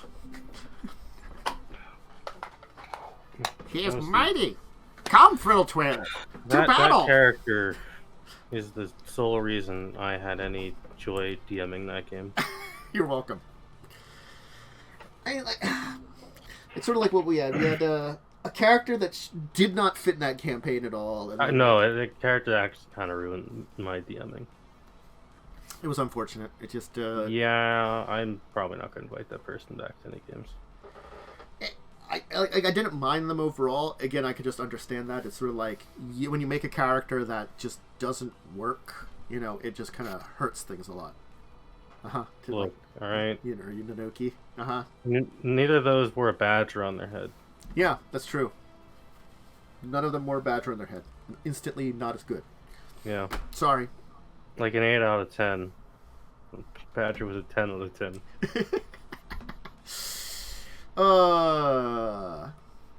I don't think Yin is sane. I gotta be honest. I don't know if, my Badger head man was sane at all. I don't think anyone who goes adventuring is sane. Like, at all. I can definitely see that. Not being sane at all. Yin also has an elf girlfriend because she got roped into a polyamorous relationship. A whole lot of free love going on over there. Whole lot of free love. And a whole lot of love. I just remembered a song, and maybe I'm quoting it correctly, maybe I'm not. I don't know that one actually. Potentially, I don't know, maybe. We'll pretend I was doing well. Yeah, that old chestnut. Hey, that's my line.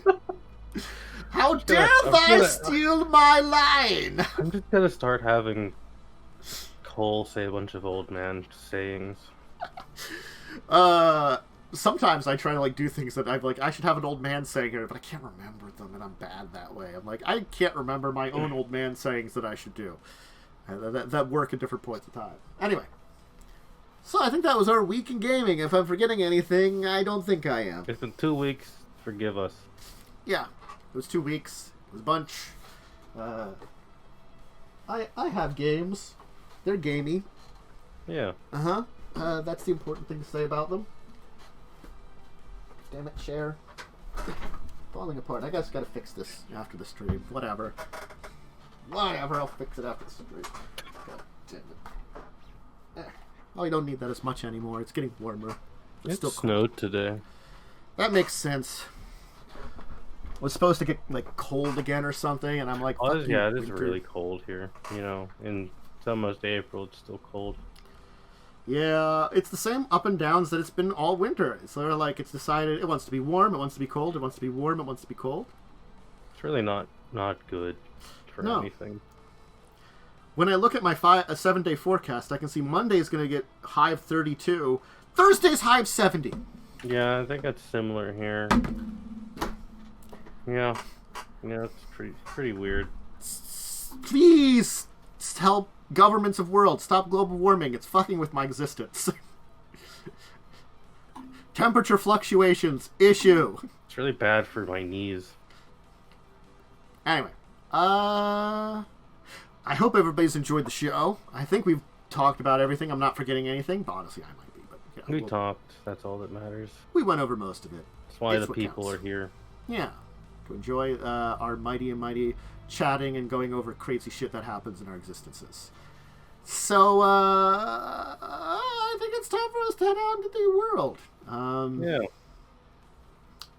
I may or may not be having stuff this evening of trying to talk with some folks about some Besom or something and figuring out if we're still who I've got and if I'm still doing it or something. I kind of want to, but after like technically 2 months of not doing anything with it, I just kind of got to a point in time where stuff happened in life. I mean, I still have my character, and I vaguely remember what the character does. Yeah. Stuff happened, I kind of just did let things mull over for a while before I worried about shit. You know, and I just kept to regular stuff, so yeah, you can't, unfortunately. I figured, you know, you're pretty busy, Lightning, since you're already stepping off of one game. So, you know,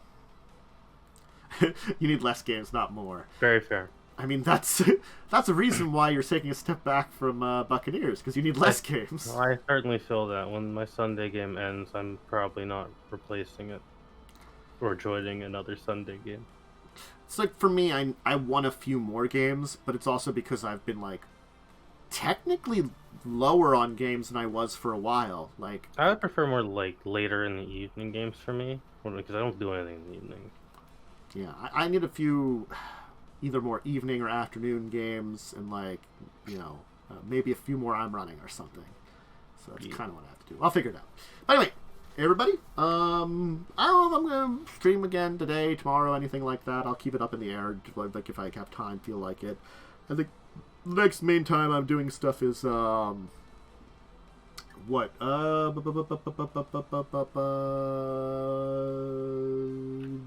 Monday. I'll probably do some Final Fantasy. Final Fantasy 5, doing more of that.